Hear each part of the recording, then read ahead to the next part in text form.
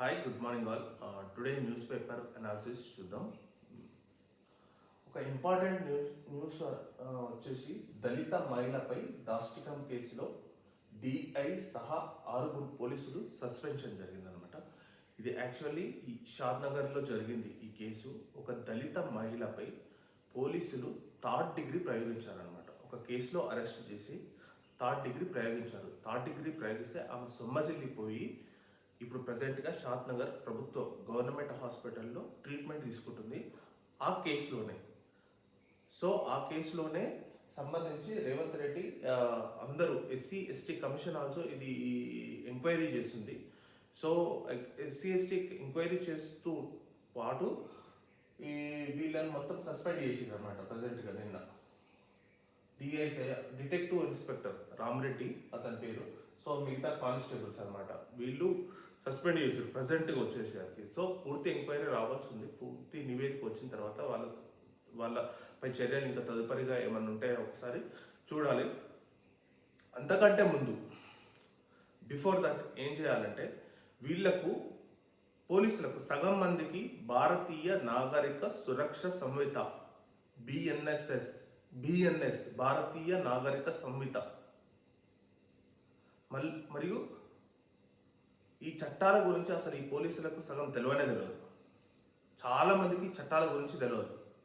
అసలు దళిత మహిళ అన్నారు కదా, ఫస్ట్ ఆఫ్ ఆల్ మహిళ దళిత తీసేసేయండి. ఫస్ట్ ఆఫ్ ఆల్ ఒక మహిళను పోలీస్ స్టేషన్లోకి తీసుకురావడమే తప్పు. అసలు చెప్పాలంటే నీకు ఆ రైటే లేదు.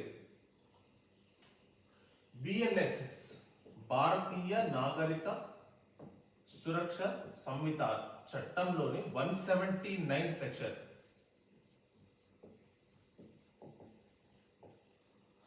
ఈ 179 సెక్షన్ ఏమని చెప్తుందంటే ఉమెన్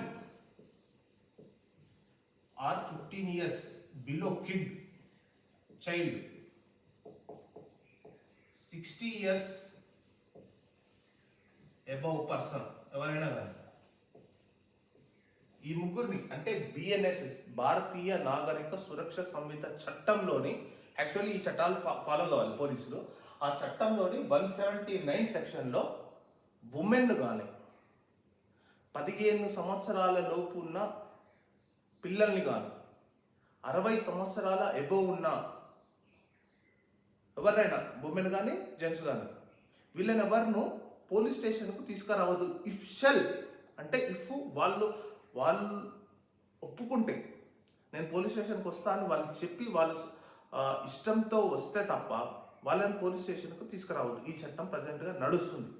కానీ ఈ పోలీసులకి చట్టాల గురించి అసలే తెలియదు. మీన్ వైల్ నేను ఒకరిని అడిగిన జనరల్గా, సార్ ఇది బిఎన్ఎస్ఎస్ దాని గురించి చెప్తానంటే అవేంటి అని అడుగుతున్నా. అంటే ఈ ఐపీసీ క్రిమినల్ ప్రొసీజర్ కోడ్ ఇవన్నీ ఈ చట్టాలు మారిపోయి బిఎన్ఎస్ఎస్ ఉన్నాయన్న సంగతి వాళ్ళకి అసలు తెలియదు. ఆ సెక్షన్ల గురించి తెలియదు, ఆ లొల్లి గురించి తెలియదు, ఏమైనా దందాల గురించి తెలుసు. ఎవడేమిస్తాడా పైసలు, ఎవరిని జైల్లో పెడదామా,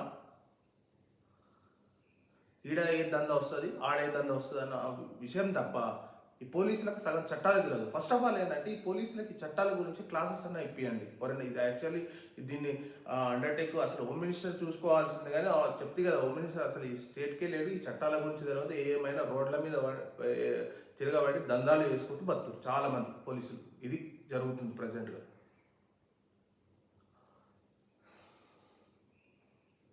అసలు ఇంత ఘోరమా అసలు థర్డ్ డిగ్రీ ఒక మహిళపై. సరే దళిత మహిళ ఎందుకు స్పెసిఫిక్గా పెట్టిండంటే జనరల్గా పోలీస్ స్టేషన్కి వెళ్ళే ముందు ఒక విచిత్రమైన జరుగుతుంది. ఎప్పుడైనా పోలీస్ స్టేషన్కి ఎవరైనా వెళ్ళిరను ఏదైనా కేసు గురించి కానీ ఎవరైనా కేసు పెట్టడానికి గురించి అడిగితే ఫస్ట్ ఆఫ్ ఆల్ నేను అడిగేది ఏంటంటే నేను క్యాస్ట్ అడుగుతాడు.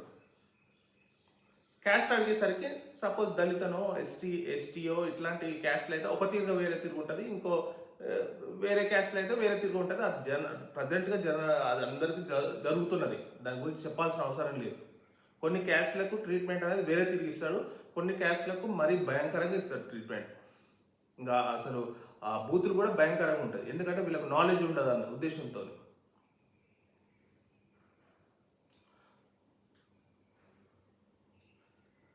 అసలు ఇది డిస్మిస్ చేయాలి, అసలు ఇది సస్పెండ్ కాదు అసలు. ఈ ఇప్పుడు 2-3 రోజుల తర్వాత అసలు ఈ దుర్మార్గులు ఎంత ఘోరం అంటే కాంగ్రెస్ దుర్మార్గులు వీళ్ళు.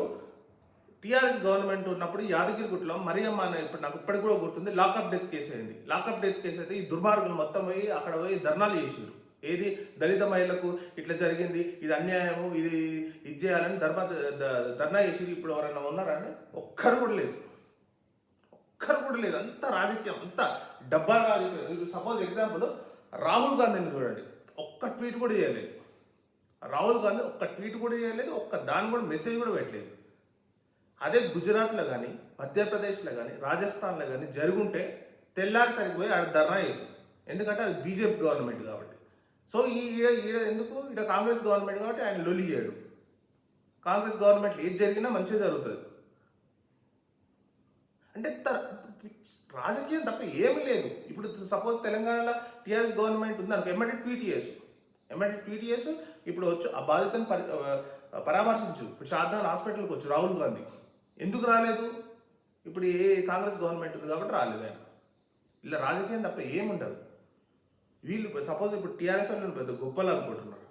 టీఆర్ఎస్ గవర్నమెంట్లో 15 మంది లాకప్ డెత్ కేసులు జరిగినాయి. అప్పుడు ఒక్కసారి కూడా ధర్నా వేయలేదు, ఒక్కసారి కూడా అడగలేదు. ఇప్పుడు ఇమ్మీడియట్గా వచ్చి ఇప్పుడు అడుగుతుంది. ఇప్పుడు ఈ కాంగ్రెస్ ఇట్లా చేసినందుకు ఎవరైనా సరే రాజకీయంగా వాడుకుంటారే తప్ప ఏముండదు. ఈ ఇష్యూ, ఈ కేసును ఇట్లా చేస్తే ఈ రాజకీయంగా మనకి ఏం బెనిఫిట్ అవుతుందా? ఒకవేళ గవర్నమెంట్ ఉంటే ఎట్లా తొక్కుదామా ఈ కేసును, ఎట్లా మేనేజ్ చేద్దామా, ఆమెకు డబ్బులు ఇచ్చి మేనేజ్ చేద్దామని ట్రై చేశారంట.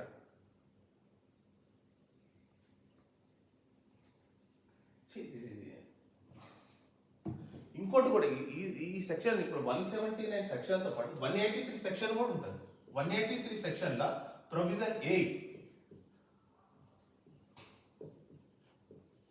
ప్రొవిజన్ 2, నీకు ఒకవేళ ఆ మహిళను చాలా అఫెన్స్ కేసుల్లో అరెస్ట్ అయింది అనుకో, సపోజ్ అంటే ఇప్పుడు ప్రజెంట్గా ఉమెన్ను పిలవద్దు పోలీస్ స్టేషన్కు, ఓకే. ఒకవేళ ఉమెన్ కూడా కొన్ని తీవ్రమైన ఆరోపణలు ఎదుర్కొంటుంది, సపోజ్ మర్డర్ కేసులో కానీ ఏదైనా కేసులో కానీ ఉమెన్ తీవ్రమైన ఆరోపణలు ఎదుర్కొన్నప్పుడు ఆమెను డైరెక్ట్గా ఉమెన్ మెజిస్ట్రేట్ దగ్గరికి కానీ లేకుంటే మెజిస్ట్రేట్ దగ్గర కానీ ప్రొడ్యూస్ చేయాలి. ఆ ప్రొడ్యూస్ చేసిన తర్వాత మెజిస్ట్రేట్ వీళ్ళకి ఎంక్వైరీ అథారిటీ ఇస్తాడు అనమాట. ఎన్ని రోజులు ఇస్తాడు, 1 డేనా 2 డేనా 3 డేనా, అది డిపెండ్స్ అపాన్ మెజిస్ట్రేట్, దాన్ని బట్టి ఉంటుంది. యాక్చువల్లీ సగం మందికి చట్టాల గురించే తెలియదు అసలు. టు బి ఫ్రాంక్ చెప్పాలంటే ఎవరికి చట్టాల గురించే తెలియదు. ఏమైనా దందాల గురించి తెలుసు. దందాలు చేస్తూ మొత్తం ఈ పోలీసులు ఈ కేసులో ఇళ్ళ ఇరికిద్దామా, ఈ కేసులో ఇళ్ళ ఇరికిద్దామా తప్ప వేరేది ఏం లేదు. అసలు రాహుల్ గాంధీ, అసలు నాకు నిన్న ఆశ్చర్యం వస్తుంది. రాహుల్ గాంధీ ఒక ట్వీట్ అనే చేసిండు. అదే గుజరాత్లో అంటే ఇప్పటి వరకు తెల్లారి పోకపో. అదే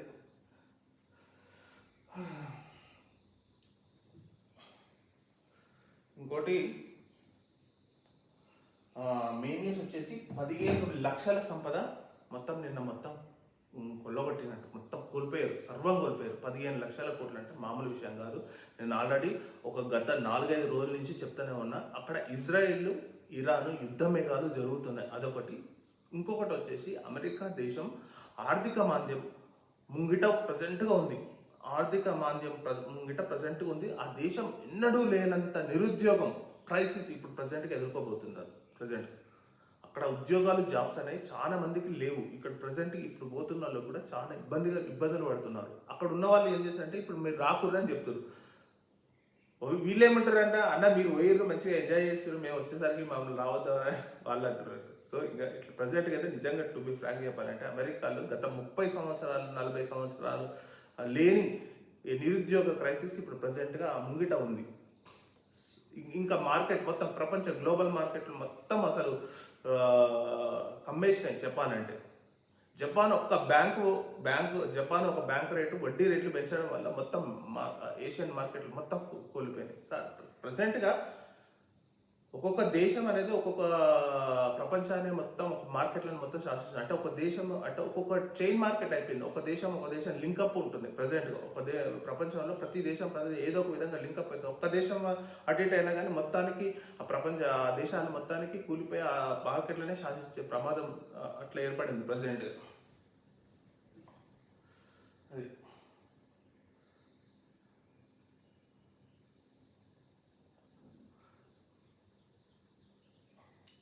నెక్స్ట్ వచ్చేసి బంగ్లాదేశ్ ప్రైమ్ మినిస్టర్ షేక్ హసీనా రాజీనామా చేసి ఆమె విదేశాలకు పారిపోవాలని అసలు ప్రజెంట్గా హిండెన్ యూపీలో ఉత్తరప్రదేశ్ హిండెన్ అంటే అసలు నాకు కూడా తెలియదు, అందులో ఎయిర్ బేస్లో ఉందంట హెలికాప్టర్లో.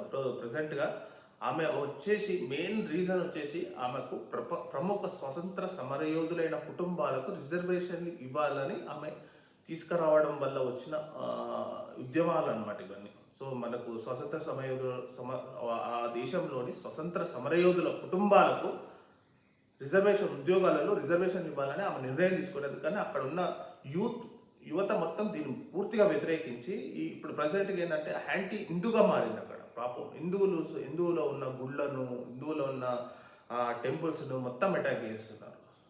సో ఒకలాగా స్టార్ట్ అయిపోయి ఇప్పుడు ఒకలాగా టర్న్ అయిపోయింది ఇప్పుడు ప్రజెంట్గా బంగ్లాదేశ్లో. సో ఇప్పుడు ప్రజెంట్గా ఇండియాలో ఒక ఎయిర్ బేస్లో సేఫ్ ఉన్నట్టుంది. ప్రజెంట్గా ఆమెను ఇక్కడ నుంచి లండన్కి వెళ్ళాలని చూస్తున్నారు. కానీ లండన్లో కూడా ప్రజెంట్గా యునైటెడ్ కింగ్డమ్లో కూడా ప్రజెంట్గా అల్లర్లు విపరీతంగా జరుగుతున్నాయి. అసలు ప్రపంచం మొత్తం కొన్ని దేశాలు మాత్రం అసలు చెప్పలేనంత అల్లర్లతో అట్లుపుతుంది చెప్పాలంటే. United Kingdom south gate something ఆ ప్లేస్లో యాంటీ ముస్లిం జరుగుతుంది. అక్కడ ఘోరం ఘర్షణలో జరుగుతున్నాయి ఇప్పుడు ప్రజెంట్గా యునైటెడ్ కింగ్డమ్లో. సో అది ఎట్లా డీల్ చేస్తారో చూడాలి మరి.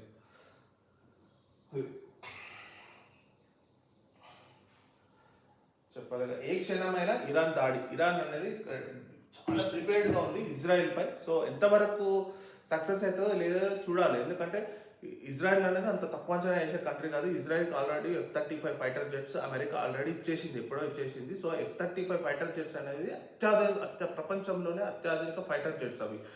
అసలు ఇరాన్ దగ్గర ఉన్న ఫైటర్ జెట్స్ అనేవి మామూలు. సో ఇజ్రాయెల్ దగ్గర ఉన్న F-35 వాటిని తట్టుకోవడం అనేది ప్రజెంట్గా అసాధ్యం చెప్పాలంటే. సో ఎంతవరకు ఇరాన్ సక్సెస్ అవుతుందా ఏమన్నా కంట్రీ ఇప్పుడు.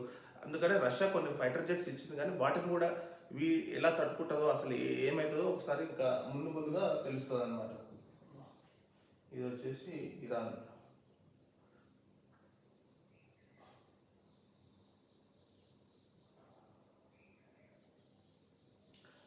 ఇంకోటి రెండో వ్యక్తి మెదడులో ఎలక్ట్రానిక్స్. ఎలాన్ మస్క్ ప్రపంచ కుబేరుడు. యాక్చువల్లీ ఏంటంటే ఆయన ధనవంతుడు కంటే ఆయన సైంటిస్ట్, మోర్ దెన్ సైంటిస్ట్. ఎందుకంటే ఆయన విలాసాలకు చాలా దూరం. ఎలాన్ మస్క్ విలాసాలకు చాలా దూరం, చాలా సింపుల్గా ఉంటాడు, కానీ థింకింగ్ అనేది ఒక డిఫరెంట్గా చేస్తాడనమాట. అందులో భాగంగానే న్యూరాల్ లింక్ అనే ఒక ప్రాజెక్టు, అంటే ఒక మెదడుకు ఆర్టిఫిషియల్ ఇంటెలిజెన్స్తో చేసిన ఒక చిప్ అనేది మెదడులోకి ఇన్సర్ట్ చేసిన అనమాట. ఇన్సర్ట్ చేసి ఆ చిప్ను డైరెక్ట్గా కంప్యూటర్స్కు అనుసంధానం చేయడం వల్ల సో ఆ ప్రకారం ఒక ప్రాజెక్ట్ చేయాలని నిర్ణయించుకొని దాన్ని న్యూరాల్ లింక్ ప్రాజెక్ట్ అని కొన్ని సంవత్సరం క్రితం ఇప్పుడు మొదలుపెట్టాడు. అది సక్సెస్ఫుల్గా ఒక మనిషి దాంట్లో ప్రజెంట్గా పనిచేస్తుంది అనమాట. సో ఇప్పుడు ఏం చేసింది అనమాట, ఇంకో పర్సన్ దాంట్లో కూడా పెట్టిండు అనమాట. అంటే ఇంకో మనిషి దాంట్లో కూడా ఆ చిప్ సేమ్గా పెట్టిండు. సో ఇట్లాంటి ప్రాజెక్ట్స్ వినూతనమైన ప్రాజెక్ట్స్ చేసే ఆయన ఉత్సాహం అనేది ఎలాన్ మస్క్ మాత్రమే సాధ్యమవుతుంది. సో దీనివల్ల ఎలా సాధ్యమవుతుంది, ముందుగా ఏమైనా కొత్త స్టార్టప్స్ కానీ కొత్త విధానాలు కానీ ఏమైనా వస్తాయా లేదా ఒకసారి చూడాలి. ఇంకా నెక్స్ట్ వచ్చేసి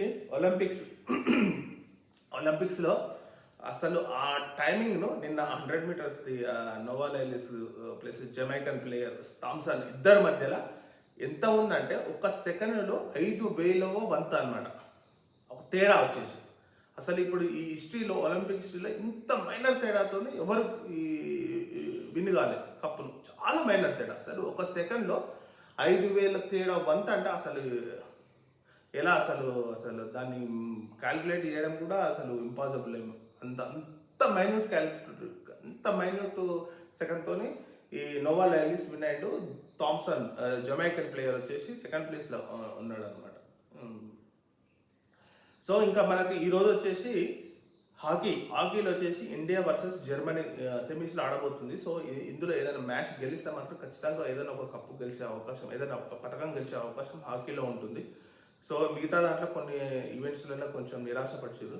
సో ఇంకా ముందుగా నీరజ్ చోప్రా కూడా ఈరోజు అదే ఈవెంట్, నీరజ్ చోప్రా అయితే త్రో ఉంది కదా, అదే ఈవెంట్ ఈరోజు కూడా జరగబోతుంది. సో అతని మీద కూడా గొప్ప ఆశలు ఉన్నాయి. సో ఎందుకంటే లాస్ట్ టైం గోల్డ్ వచ్చింది కాబట్టి ఈసారి ఏమైనా పథకం వస్తుందని చాలా ఎదురు చూస్తున్నారు నీరజ్ చోప్రా. సో వాళ్ళందరికీ కూడా ఆల్ ద బెస్ట్ చెప్తున్నాం. So thank you very much. News analysis close చేస్తున్నాం.